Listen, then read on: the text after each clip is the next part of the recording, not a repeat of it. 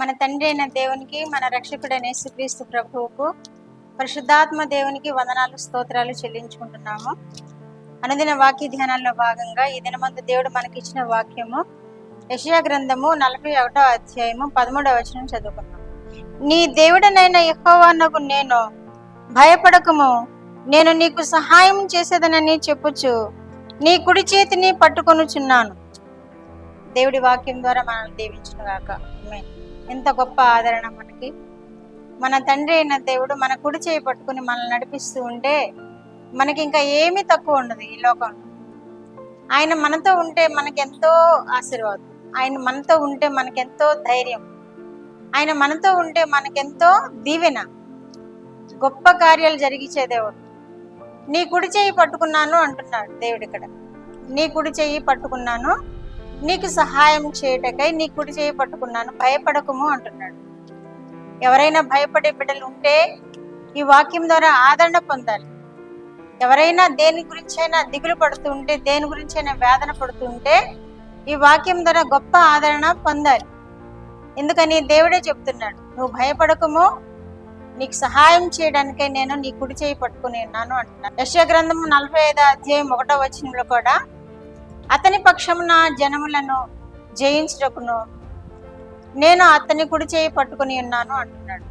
ఎవరైతే దేవుణ్ణి ఆధారం చేసుకుంటారో, ఎవరైతే దేవుని యొక్క కృపను వేడుకుంటారో, ఎవరైతే వారికి సమస్యగా ఉన్న సమయాల్లో దేవుణ్ణి ఆశ్రయిస్తారో, వారి మీద వచ్చే శత్రువులను జయించడానికి, వారు విజయం పొందడానికి వారు కుడి చేయి పట్టుకుంటానని ఇక్కడ కూడా వాగ్దానం చేస్తున్నారు దేవుడు.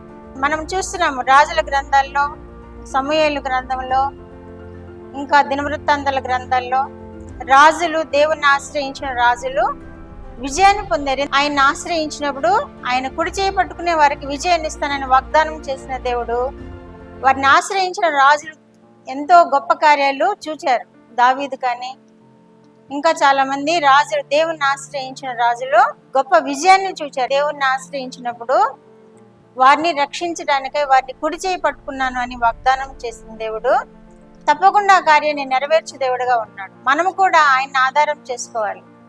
మనము సాల్వ్ చేసుకోలేని సమస్యలు ఏమైనా మనకు ఎదురవుతూ ఉంటే, మనము తీర్చుకోలేనటువంటి ఇబ్బందులు మనకి ఏమైనా ఎదురవుతూ ఉంటే, మనము తట్టుకోలేని పరిస్థితులు ఏమైనా ఎదురవుతూ ఉంటే దేవుణ్ణి మనం ఆశ్రయించాలి. అప్పుడు దేవుడు మన కుడి చేయి పట్టుకొని ఆ సమస్యల నుండి బయటకు నడిపిస్తాడు. మత్తయి సువార్త 10వ అధ్యాయం 30వ వచనంలో కూడా ఇదే అంటున్నాడు, మీ తల వెంట్రుకలను లెక్కించబడి ఉన్నవి, మీరు అనేక పిచ్చుకల కంటే శ్రేష్ఠులు అని ఇక్కడ తెలియజేస్తున్నాడు. సొలొమోను మహారాజుని గురించి చెబుతూ, పక్షులను చూడుడి, అవి విత్తవు, కోయవు, కొట్లలో కూర్చుకొనవు, బహుశ్రేష్టమైనటువంటి రీతిలో అలంకరింపబడిన సొలొమోను సైతము వాటి వలె అలంకరింపబడలేదు అంటున్నాడు. అంటే సొలొమోను స్థితి కంటే శ్రేష్టమైన స్థితి పక్షులకు ఇచ్చాడు దేవుడు. అలాంటి పక్షుల కంటే మీరు శ్రేష్ఠులు అంటున్నాడు ఇక్కడ దేవుడు మనల్ని. కాబట్టి మనం ఏమాత్రము దిగులు పడకూడదు. మనకు ఎదురవుతున్న ప్రతి సమస్యను దేవుని మీద పెట్టినప్పుడు తప్పకుండా ఆయన మన కుడి చేయి పట్టుకొని ఆ సమస్యల నుండి మనకి విడుదల కలుగు చేస్తాడు. షడ్రకు, మేషకు, అబేద్నెగోలు అగ్నిగుండంలో ఉన్నప్పుడు వారికి తోడుగా ఉన్నాడు దేవుడు. ముగ్గురిని వేస్తే నలుగురుగా కనబడ్డారు. అలాంటి కృప మనకు కూడా ఇచ్చే దేవుడుగా ఉన్నాడు. ఎప్పుడు ఆయన ఆధారం చేసుకోవాలి.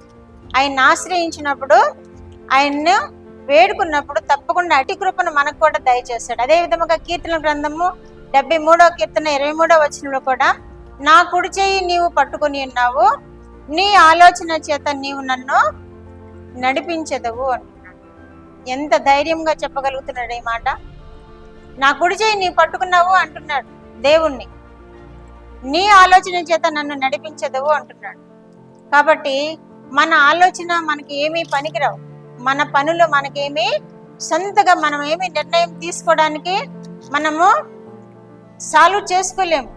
మన సొంత నిర్ణయాలు, మన సొంత తలంపులు, మన సొంత పనులు దేవుని మీద ఆధారపడకుండా మనం ఏమీ జయం పొందలేము. కాబట్టి ఈ ఆసాపు రాసిన కీర్తన వల్లే మనము ఆయన ఆలోచనలో ఉన్నాం. కాబట్టి ఆయన మన కుడి చేయి పట్టుకుని నడిపించే దేవుడు. కాబట్టి ఆయన తప్పకుండా మనల్ని నడిపిస్తాడు అనేటువంటి నిశ్చయంతో మనం కూడా ఆయన వైపు చూద్దాం.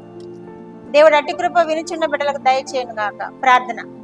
మా దేవా, మా ప్రియ పరలోక ప్రభువా, మీ పరిశుద్ధ పాదములకు వందనాలు, స్తోత్రాలు నాయనా. మా రక్షకుడైన యేసుక్రీస్తు దేవా, మా విమోచకుడైన యేసుక్రీస్తు దేవా, మీకు స్తోత్రాలు. పరిశుద్ధాత్మ దేవా, స్తోత్రాలు.